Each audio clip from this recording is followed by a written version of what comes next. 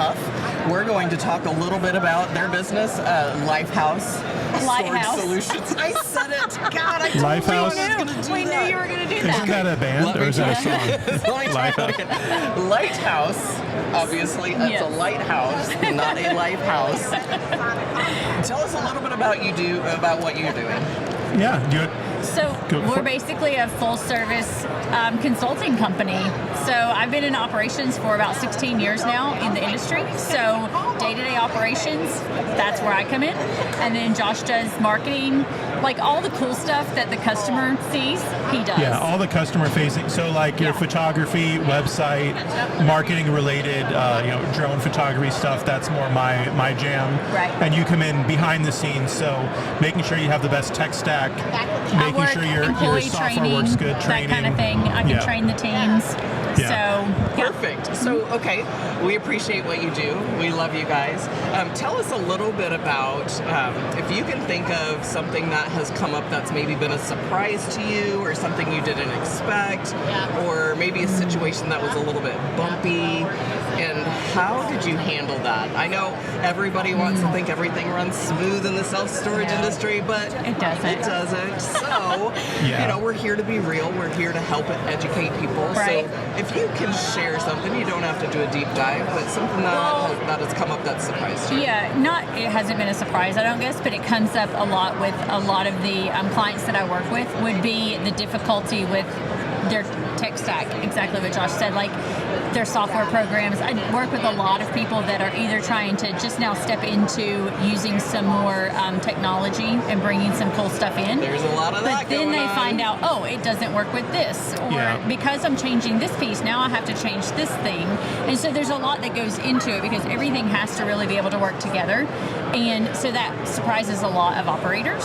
Yes. So, I deal with that a lot. It's important that whatever technology you choose can communicate with everything else that you want to communicate. And there's some, you can get demos that are surface level, but if you don't know what questions to ask, you may still be missing a piece, because everybody puts their best foot forward when they're talking about their products. Absolutely. And I think too, there's a lot of owners get in their own way for having a successful business because they don't just either don't know the best practices or they bend the rules so often, whether it's not calling about collections, whether it's not answering the phone like you guys help with, whether it's not doing a storage auction. It's been 2 years, but they're good for you. Like people, they just kind of get in their own way because either they're not educated or they're getting their don't want to education in the implement. wrong place. Right. Yes. Right. Oh my gosh. What would you recommend for that solution? I talk Get to off people of Facebook. all day. For the love of God, get off Facebook. What is your tip? Yeah. Join your should state they go? association first and foremost. I would say the state level. Yeah, and I think there's a ton of free resources out there. We have the podcast that we do, and the Storage Pug does our webinar. There are so many companies from TrackD to Storage Pug to our company to SBOA that have free resources. There are probably a dozen podcasts out there, and I would say find a couple people you trust and ask them, who do you recommend? Because not every podcast, like there's a self-storage podcast that's put out there by disgruntled tenants. So like don't listen to that one. But there's a lot of really good resources that if you dig a little bit, you can kind of educate yourself and look for the faces that you see at shows like this that are like, oh, you were on a show. Yes. Yeah, educate resources yourself. that know the law.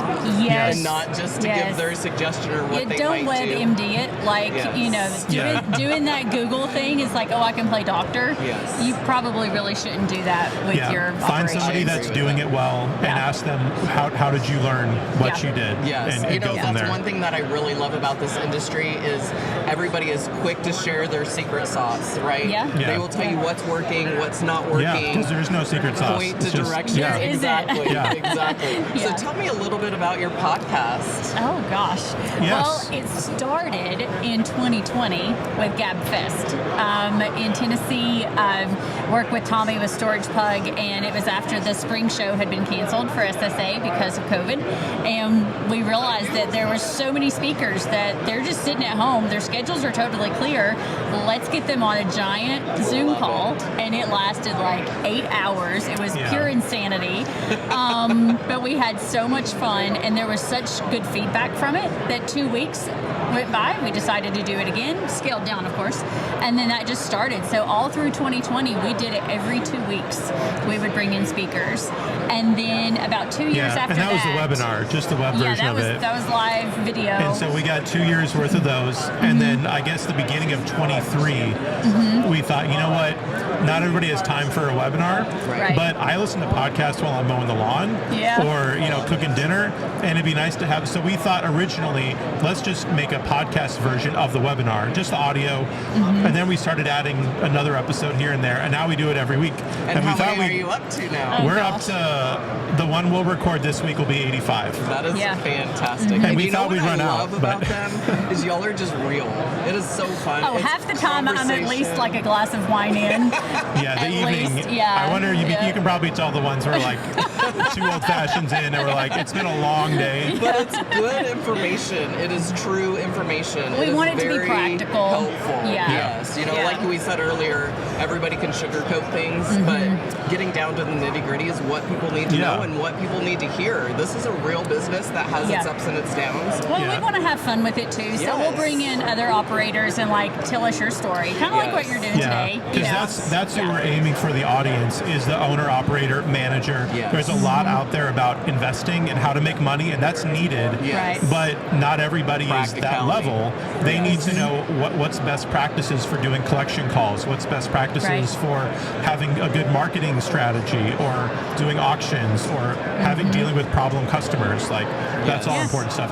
Well, marketing and consulting, you two are a perfect fit. But you also do some drone work. Tell us a smidgen about that, because it's amazing. It's fun. So I'm a licensed pilot, and I've been just recently writing and speaking about that a little bit more. But it's just a great way to see your facility differently. I say that phrase, a picture is worth 1,000 words, but a drone picture is worth like 1,000 pictures. Because you can see the layout, you can see security, you can see unit sizes, paved driveways, non-paved driveways, all that stuff. Is there an office? How do I enter the facility? Can a U-Haul truck fit in there? All in one photo. So trying to get the word out and get people to engage that more, and they're just really cool to look at too. You're so good at it. I mean, Gate 5, fun. When you did theirs, I got to see theirs, and it was beautiful. Max has a different property. perspective. To be able to see their property, I was like, thanks, Josh. But even all the properties, really, they look great from the air. It even properties that don't look as good from the ground. You back away a little. Just like with most people, you don't see all the wrinkles up close, so you back up. That's true. Use a filter. But it's good. We've been traveling a lot with that, and it's been neat to see the industry as a whole adopting kind of the new, whether it's AI or chat bots or using a call center. It's neat to see the industry adopting more technology and more of the tools that are out there to really advance their properties and get them filled up.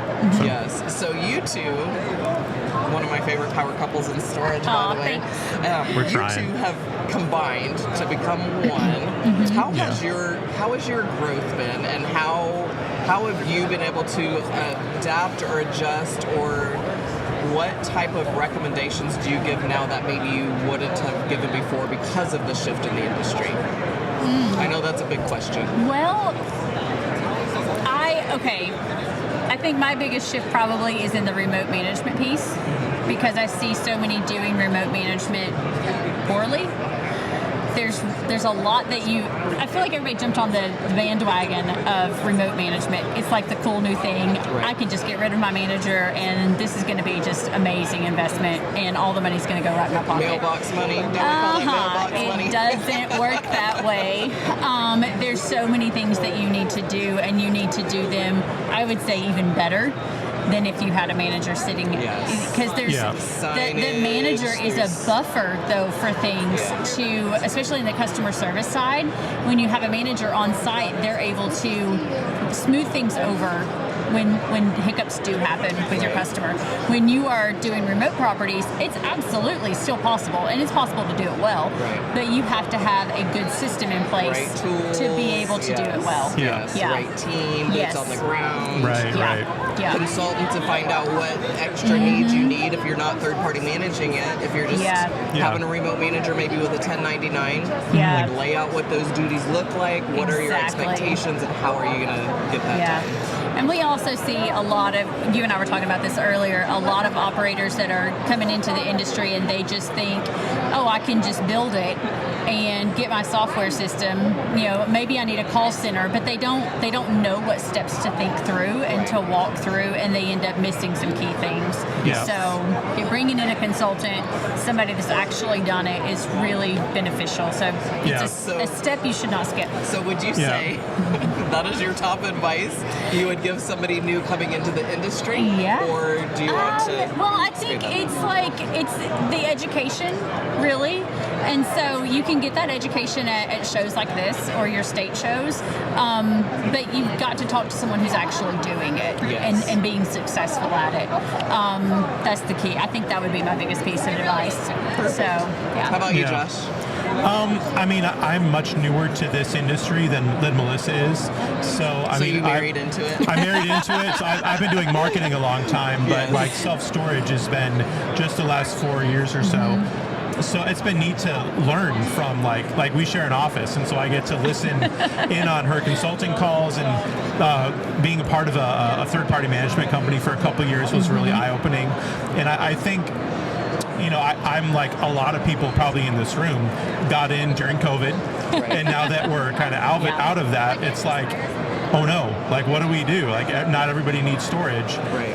But being able to work with, you know, one of my clients is, you know, Ann Williams with Marks and Millichap, and so being able to kind of see the market side of things, being able to see the storage side of things, it helps me not to freak out and to be more calm. Like it's okay, you know, when someone comes to us and says I'm at 85%, what do I do? Yes. Like I'm like, that's actually, we talk to so many people, that's actually pretty good right now. Yes. And that's above average for where it was even pre-COVID. So if you're looking for advice from someone, get it from someone that was in the industry before 2020 and understands this new normal is not actually new at all.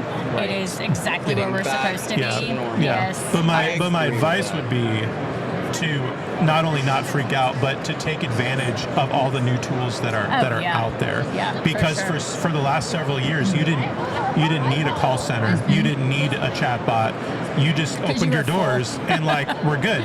But there's so many new tools. It seems like there's new ones coming on the market, or even companies that have been on the market are now expanding their offerings. And so if you don't know that stuff, though, you're not going to be able to take advantage of that and to really compete with the people in your industry. So let me ask you a question. There's been a ton of technology that has come out since COVID, right? I feel our industry really had to take a leap in the past several years to be able to keep up with what's going on. So technology is literally like been thrown at us. We have, I mean, looking at this trade show floor, there's so many new companies. Everybody's trying to come up with their thing. So what would you say to somebody how to choose maybe what technology you need or what to look at first?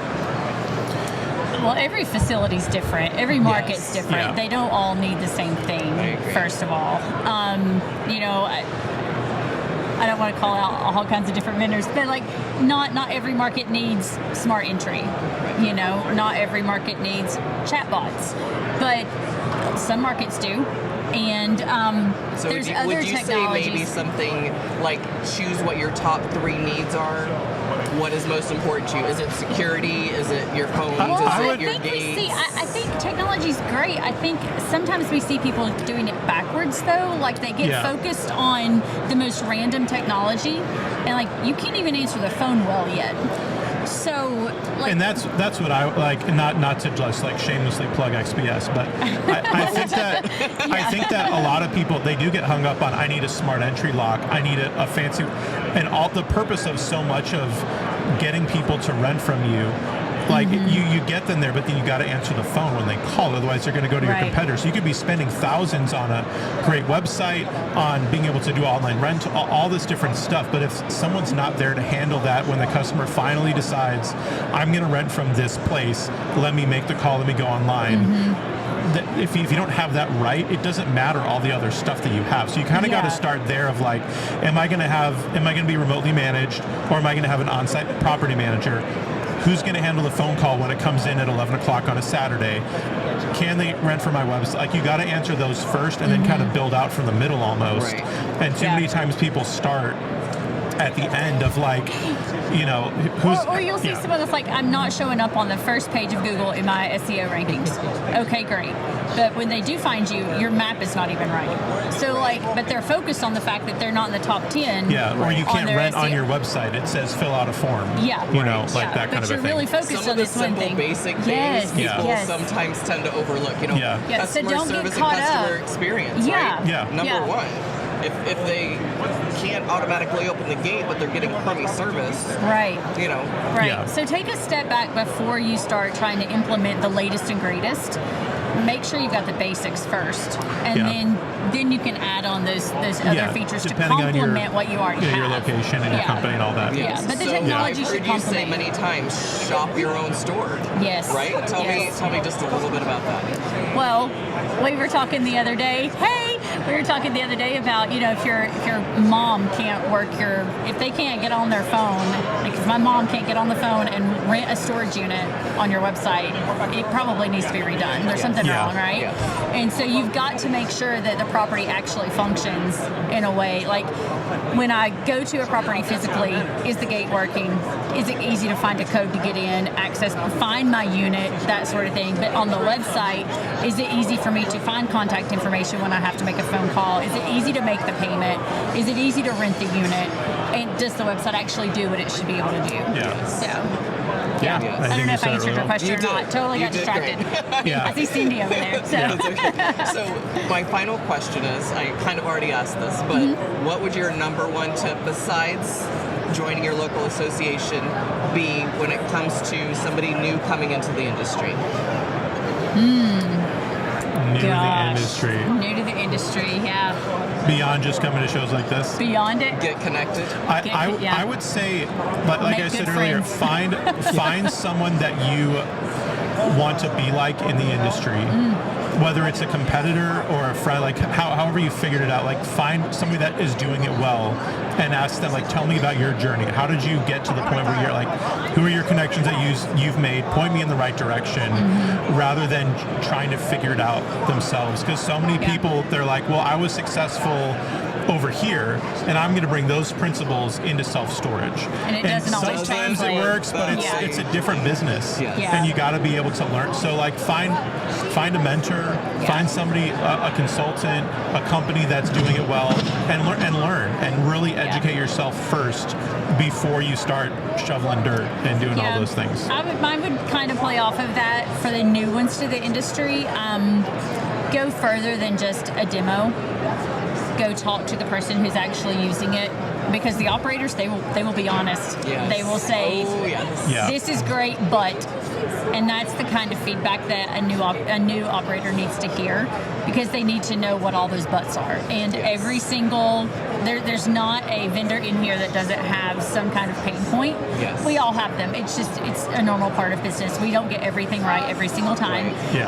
But you need to hear from people that are actually using the product and get their feedback. In addition to the demos. Yes. Even talk to several people, because everybody might have something different they love about it, or they didn't love about it. Well, and make sure that your business model is the same as the person you're talking to. If you're not doing boat and RV, don't talk to an exclusive boat and RV storage place about what works for them. Like, find one that works for you. Yes, exactly. Love that.